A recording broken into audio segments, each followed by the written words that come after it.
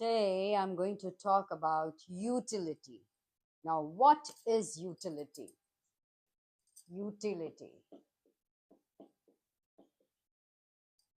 What is utility? Utility is the want satisfying capacity of a commodity. So, what is utility? Utility is the want, whatever you want, your want, whatever you demand, whatever you desire, a thing, a commodity that you want. So, it is the want satisfying capacity of a commodity. When you take the commodity, what aspect of yours does it satisfy? That is utility. And a characteristic feature of utility is that the more you have of a commodity, the less satisfaction you derive from it. So they talk about though your total utility might increase, but your marginal utility diminishes. So the more and more commodity that you have, the utility derived from it keeps falling. Right? So that is what is utility.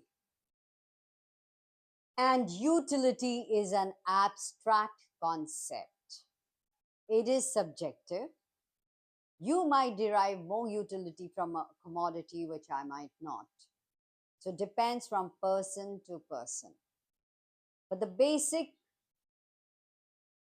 psychology behind consuming any commodity or having more and more of a commodity is that the utility from it diminishes. For example, if you have just one pen and I ask from you that can you lend it to me, you will not, because the utility for you is far, far greater than, because that's the only pen that you have.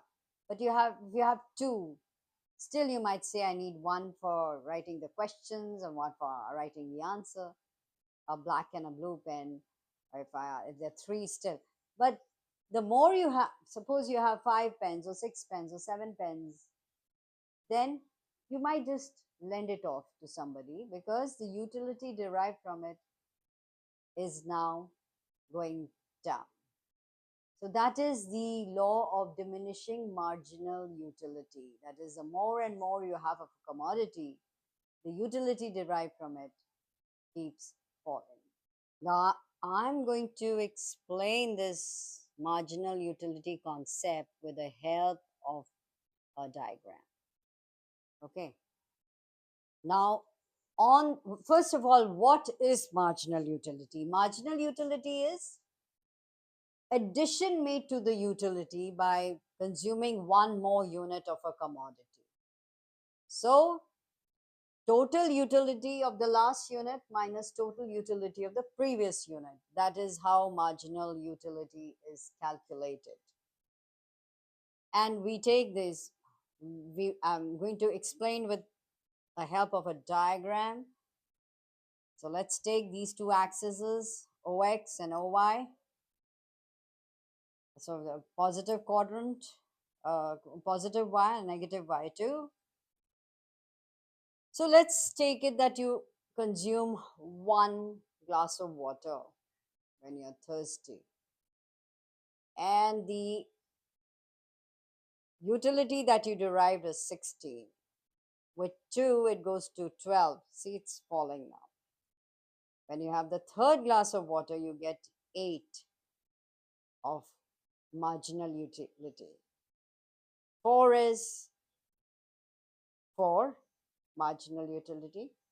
When you take the fifth glass, when you consume the fifth glass of water, you're already satiated and you get 0 utility there, 0 marginal utility. And if you go on to consume the last one, to take the sixth glass of water, what you do is it's negative, it causes you discomfort. So let us join these points.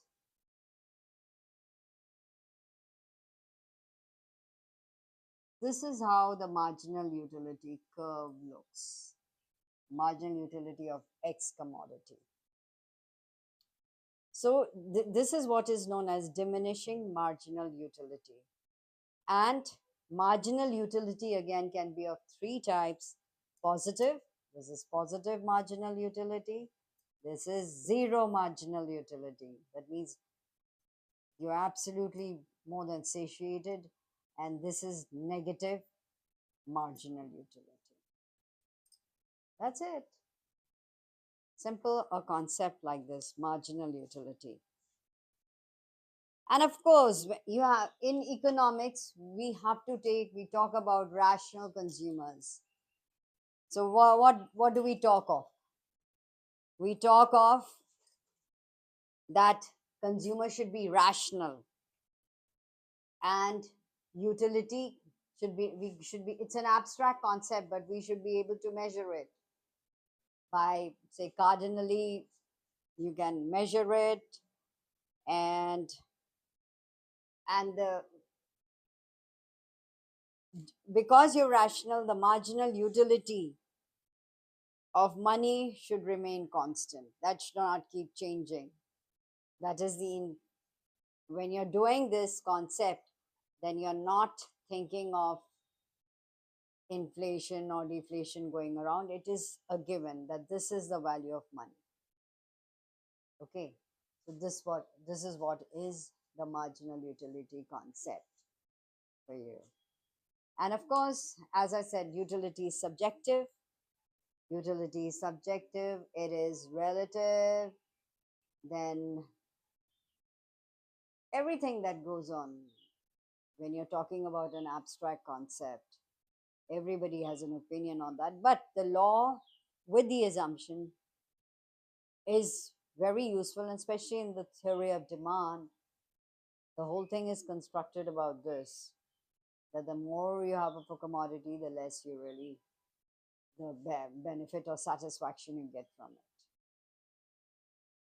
So with that, I come to the end of my class.